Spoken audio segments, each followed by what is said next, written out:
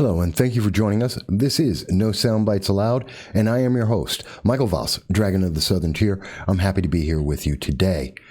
We have an interesting thing to talk about. We're going to predict what's going to happen in the vote on the second impeachment of President Trump. It is an unprecedented moment in the United States history. Never before has a former president been impeached and brought up on charges. There's a lot of questions about this and a lot of questions about what will the final vote be. Regardless of that, how is this going to impact America? Well, we're going to try and take a look at that. Now, if this is the first time that you've been on the channel, we do long-form political commentary here. And every Sunday on 2:30 p.m. Eastern Standard Time, we do a live stream with you, talking to you on YouTube, Facebook, Twitter, and even taking in your calls about the issues that are affecting America and what you think about it. We hope to see you on Sunday at 2:30 p.m. Eastern Standard Time from anywhere in the world. Please do join us. So let's get to this.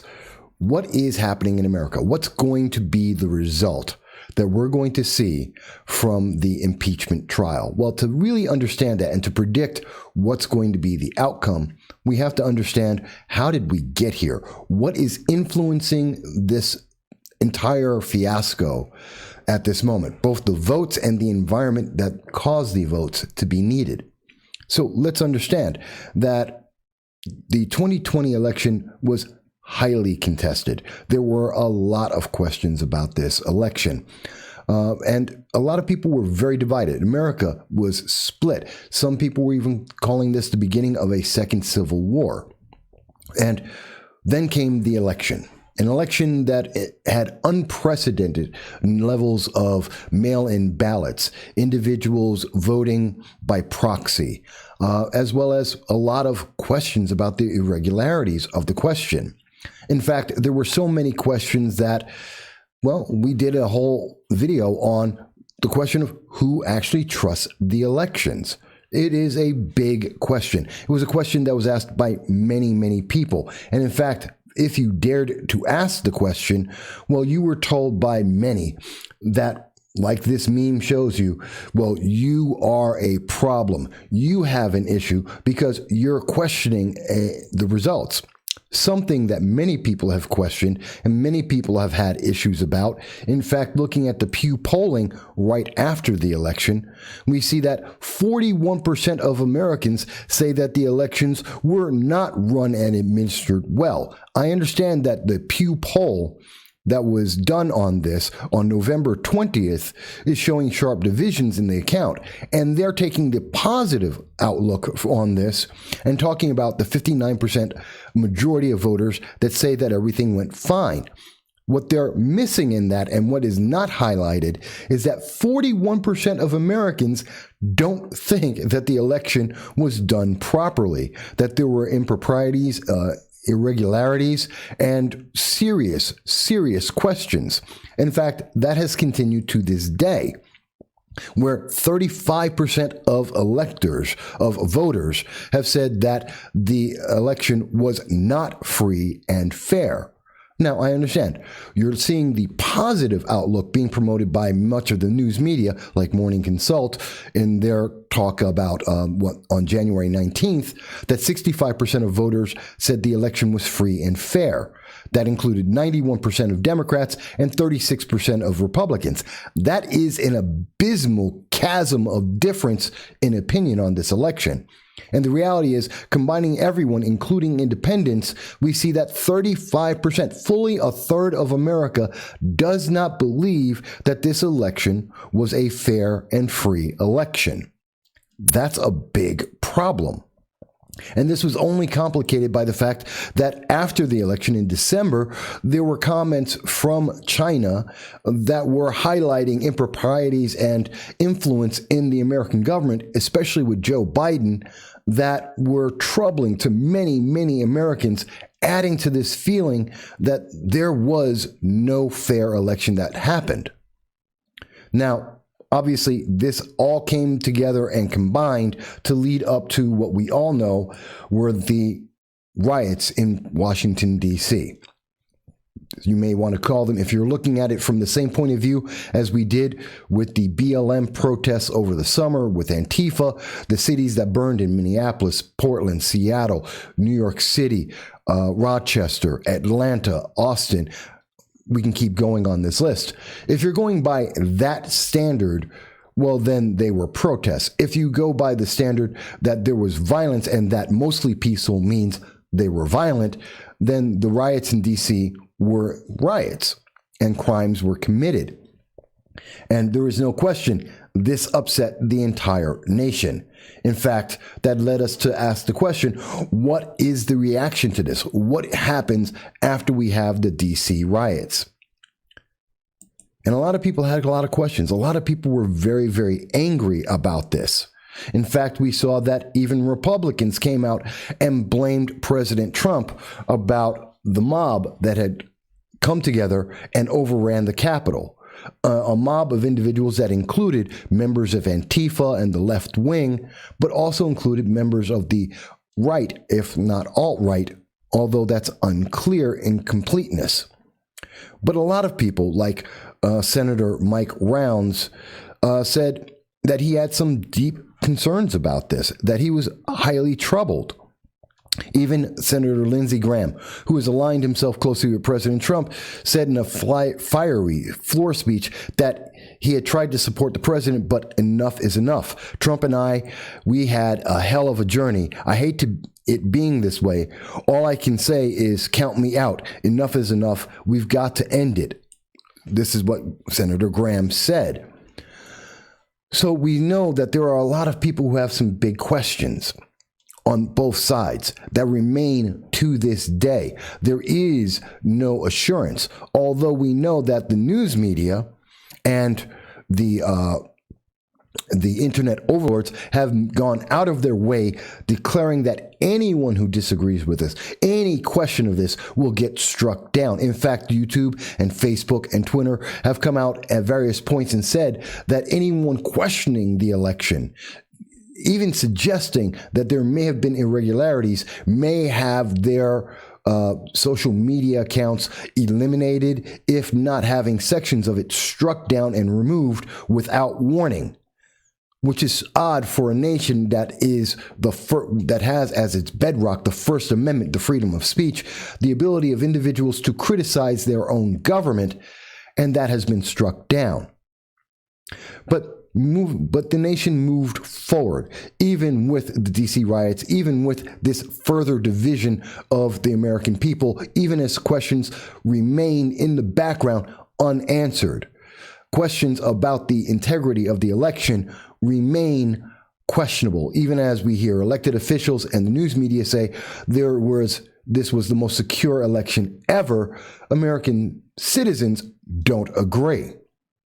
So the answer was by the suggestion of Nancy Pelosi, D.C. Mayor Bowser, and many Democrats, was to create a police state, bringing in 30,000 members of the United States National Guard, as well as thousands upon thousands of other law enforcement agencies to come into Washington, D.C., the nation's capital, in the first time ever in a non-wartime situation, to surround the Capitol to create a police state. In fact, Nancy Pelosi is stated to have requested armed machine gun nests to be placed in Washington, D.C., surrounding the Capitol, something that has been unheard of and was denied by the Joint Chiefs. So we wound up in a situation that we had 30,000 troops in Washington, D.C., and even with that, they themselves were not trusted, and they were accused of being insurgents, a term that has grown in its use by magnitudes exponentially since January 6th, where we saw members of the D.C. military, for no reason other than potentially associations, undisclosed reasons, were removed from the force holding Washington, D.C. captive. This is an environment that shows no confidence in what was going on in the United States government. It is a vote of no confidence when the separation is this wide and these many questions remain and are willfully not being answered. And it has had an impact on the government of the United States, because we've seen that even though Democrats took over the House, the Senate, and the presidency, nothing is being done. As an example, bills that have been put in by Representative Jackson Lee of Texas, a Democrat, put in H.R. 127, introduced this bill to remove the Second Amendment and many of the rights of the Second Amendment from American citizens. But to this day, no text on this bill has been provided. That is 22 days later. A process that normally takes 1 to 2 business days, 24 days later, there is still no word on any of the bills that are being presented in Congress. Congress is doing nothing. Although Joe Biden has been very, very active, executing executive orders, literally 24 executive orders covering all sorts of subjects, from immigration, international policy, going to opening the borders, COVID relief, just a host of issues, predominantly targeting Trump policies, the Trump administration policies, and trying to return America to the Obama administration policies from 4 years ago, which were questionable then and may have questionable impacts going forward. But that's the only thing that's actually being done by the Democratic Party, as we have just shown. In addition, we've seen that there are left-leaning groups who are going out and are actually tracking American citizens. That a group, and I'm quoting The Hill here, on their left-leaning group to track which companies hire former top Trump aides. The group is a collaboration between public interest organizations, Accountable.us, and American Oversight. While the group has labeled itself nonpartisan, it does not officially disclose its funding and has major staffing overlap with Democrat and liberal groups, according to the news outlet. This is troubling. This is a continuation of the outreach, this demand by Alexandria Ocasio-Cortez and many, many others in the Democratic and progressive parties, the progressive movement, to track Trump supporters, like with the Trump Accountability Project, which we have shown on this program before, which has now removed itself from the internet, but was tracking voters and individuals who supported, with donations or otherwise, the Trump administration and Republican and conservative values. And that brings us to, of course, the fact that at this moment, and continuing into mid-March at the least, some 5,000 to 7,000 National Guard troops will remain in Washington, D.C., in continuing a police state in the nation's capital, something that has never occurred before, even though we know for a fact that Joe Biden, just days before getting inaugurated on January 20th, was more than willing to go into Delaware without the military presence to speak to a handful of supporters as he left Delaware to go to the inauguration. But yet, America at this moment is now looking at a police state in Washington, D.C., with thousands of troops and thousands upon thousands of additional law enforcement agents. That would include the 3,800 Capitol Police officers, the 2,300 D.C. Metro Police, and the National Guard. Literally over 10,000 armed individuals surrounding the nation's capital. This is the environment that we see an impeachment of a former president taking place. So what else? What are we getting from this? Well, according to the latest America Speaks YouGov poll, which was on which is from January 26th, today, we see that, and when asking questions, the media bias is impressive. Polling is insane. When we see that a poll has asked, did Donald Trump have influence and improve the economy, 37% of poll respondents have said he had none, which is impossible. It is impossible to say, considering that during the Trump administration, we saw 50-year lows for unemployment for blacks and for women, and an overall reduction of the unemployment rate to 3.7%. Significantly lower than during the Obama administration, and again, 50-year lows. Now, was that reversed with the coronavirus, the COVID shutdown and lockdown of the nation, a loss of 25% of all businesses in the nation? Of course it did. And yet, even with that, the nation is currently at 6.7%, down more than 50% from the high in the middle of the lockdowns in 2020. To say that a president had no impact on improving the economy is ridiculous, and a statement just ignoring all facts that exist. To say that President Trump had no impact, as 32% of respondents to the poll have said, on increasing peace in the Middle East, is to ignore the fact that President Trump has received 3 Nobel Peace Prize nominations. And to quote this, the article, what has been done with the Trump doctrine is that he decided he would no longer have America involved in endless wars which achieved nothing but the killing of thousands of young Americans and enormous debts imposed on America, according to the Australian legal scholar David Flint. And this is why Australia added a nomination for Donald Trump for his work in arranging a peace agreement between Israel and the United Arab Emirates. In addition, President Trump was nominated for a 2021 Nobel Peace Prize by the Norwegian Parliament for his role in the UAE-Israel peace deal, and the Swedish Parliament nominated Trump after he helped secure a deal for normalized economic relations between Serbia and Kosovo. To say that President Trump, as the YouGov poll says, had no impact in the Middle East is I don't know the words. This is ridiculous. It is literally looking at the absolute facts and throwing them out the window to achieve a partisan agenda.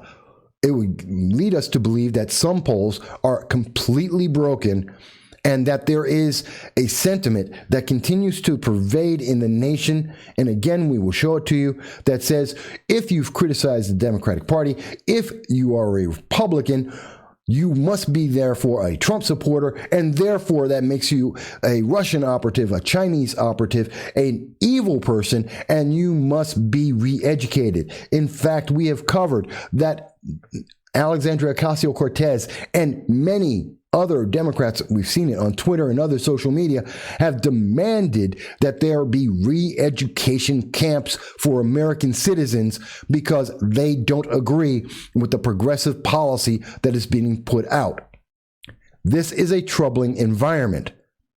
And that environment is only amplified when we consider, according to CNN, in talking about Chief Justice Roberts, who will not attend and will not be presiding over the second Trump impeachment trial. And taking from the article, quote, this time the jurist, Supreme Court Chief Justice Roberts, who oversees a court that forbids cameras, who bristles at breaches of decorum, and who strives to project a neutral image, will avoid the public scrutiny and role of referee at what is an inherently political affair. It is that obvious that the second impeachment of President Trump, after he has left office, is purely political in its action. That's the only answer to this. Even CNN is willing to state this. In fact, in that same article, it states Senate Majority Leader Chuck Schumer, responding to MSNBC's Rachel Maddow show, stated that it was up to John Roberts whether he wanted to preside with a president who's no longer sitting, and he doesn't want to do it because the Chief Justice presides for a sitting president, which is what impeachment is for. So, taking that into account and understanding that, we have to understand what is the sentiment of the Senate. For the impeachment to go forward, 67 senators out of 100 must vote in favor of this. Otherwise, the impeachment fails, just as it did the first time, where only one Republican actually voted for impeachment, and that was Mitt Romney. And the impeachment failed. But we now have a 50-50 divide in the Senate with a deciding vote by former Senator, current Vice President Kamala Harris, who would be the 51st vote, breaking any ties. But where are the Republicans? Where do they stand on this? Will there be 17 Republicans that are willing to stand against President Trump? And more importantly, to stand for this unprecedented, undocumented, never before done impeachment of a former president? Well, let's see what they think. We know that there have been several leaders that have asked questions about this process, including Senator John Cornyn, who asked, could we go back and try President Obama if we're able to do this? That this is what the outcome of this process will be. And there is no actual crime other than the opinion of some saying that words that were used by President Trump were insightful, which is a subjective standard, not an actual crime, nor a misdemeanor, but a question of impression and interpretation. But to get these 17, we know that there are several Republicans who have made very clear their position. Senator Rand Paul of Kentucky said without the Chief Justice presiding that the proceedings were a sham. Senator Joni Ernst of Iowa has said that while Trump exhibited poor leadership, it is those who assaulted the Capitol who bear the responsibility. Poor leadership is not an impeachable offense. New Senator Tommy Tuberville of Alabama said that Trump is one of the reasons he is in the Senate. And so, quote, I am proud to do everything I can for him, end quote. Senator Tom Cotton, who was critical of President Trump and the Capitol riots, is among those who say that the Senate does not have the constitutional authority to convict a former president. This is the big argument. When we look at this again, only Mitt Romney was the only Republican willing to charge President Trump with an abuse of power, and even he would not go and agree with the obstruction of Congress. This is a political partisan event. So looking at this and trying to understand and fully understanding the environment that exists right now, that to be a Republican is to be equated like Senator Ted Cruz, like Senator Josh Hawley, are considered criminals, insurrectionists, and are trying to be removed from the Senate as we speak by 7 Democratic senators who did not approve of them doing exactly what Democratic senators have done in 2001, in 2005, and 2017. Given this environment, what do we predict will happen in the impeachment? We believe that it is highly likely that there will be they're at the best case for Democrats.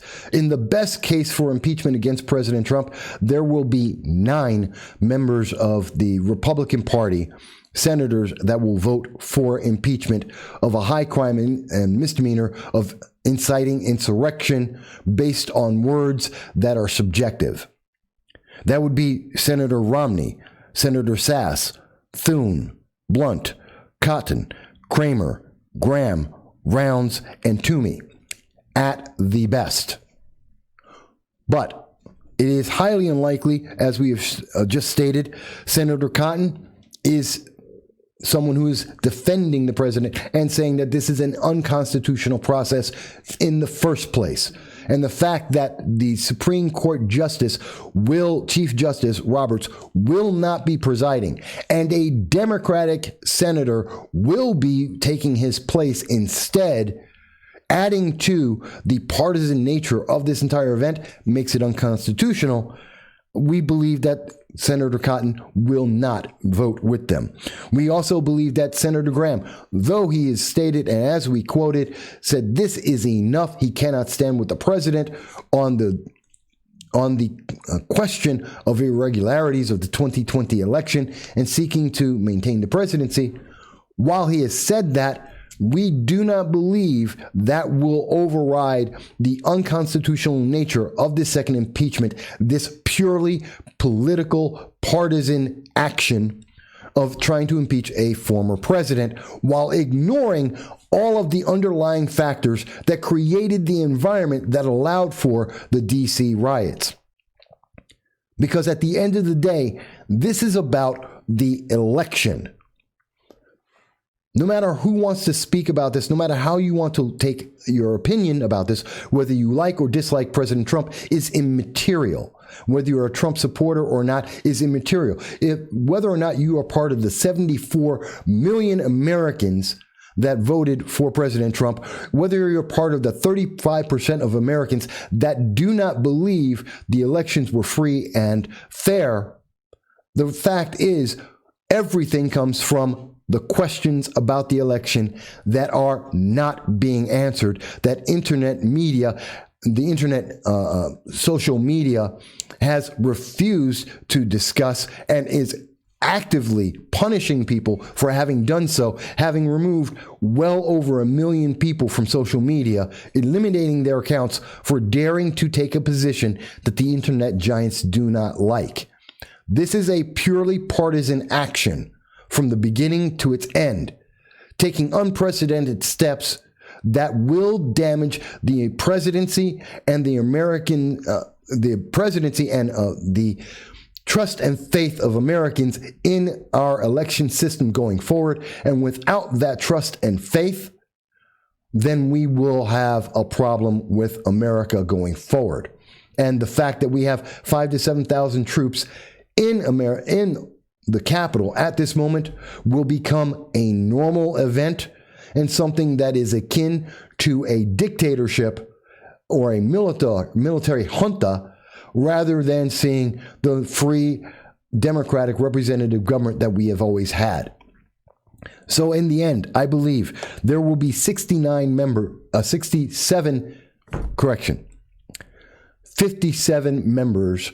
this of the Senate that will vote for impeachment against President Trump. Of those, 7 will be members of the Republican Party. The impeachment process will fail, but the precedent will have been set that any former president may be impeached, and may be impeached for purely partisan political ideology, and this will damage the presidency going forward. And at some point when Republicans regain power, it is highly probable that because this process has gone forward, it will repeat itself, and we will see former Democrats will be impeached as well. This will begin another cycle of partisan bickering and separation and the destruction of our unity of the United States, all while the United States government will fail to do its job, not being able to even print a document of a bill that was introduced to the House on January 4th, and to this day, 22 days later, still cannot show the American people one word of what it is supposed to do. This is not a government being run well. This isn't a government being run badly. This is a government that is being run by executive order, by executive fiat, which controverts we the people. That is our opinion. You may disagree. You may believe we have misunderstood the facts, that the information we have presented is inaccurate or does not tell the whole story. You may believe or have reason to believe that this is a good process and that this is worthwhile. We look forward to seeing your comments to discuss that, to show your proof and your sources and explain why you believe this. We look forward to hearing that. And of course, every Sunday on 2:30 p.m. Eastern Standard Time, we look forward to seeing you on a live stream. If you have found this to be informative, interesting, if you have liked it, please do subscribe so that more people will be able to be involved in the free speech that we are conducting and be able to add their voice, whether they agree or disagree. We thank you for taking the time to join us today, and we hope you will be well.